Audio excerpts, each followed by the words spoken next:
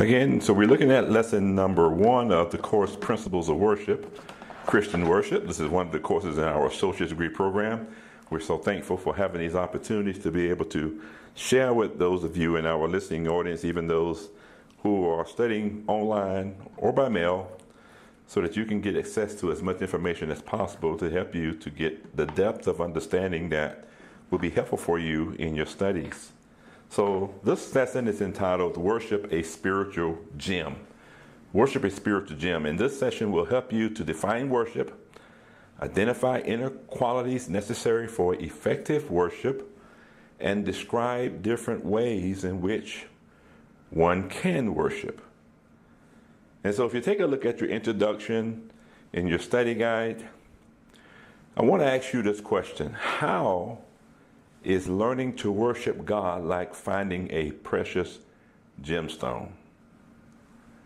And as you look at your study guide, you probably have seen the material that suggests to us that it brings spiritual richness to our lives. It is something that we find very valuable to us.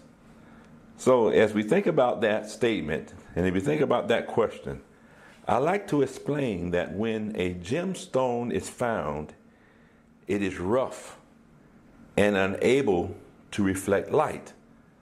But after it is cut and polished, its very facet sparkles with breathtaking beauty.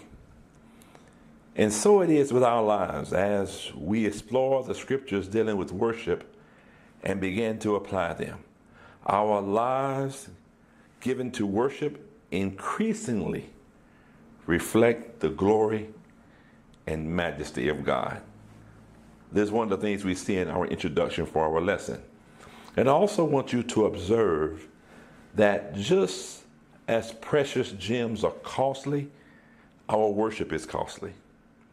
It requires self-denial, a sacrifice of self that comes through giving our lives to Jesus and allowing the Holy Spirit to change us.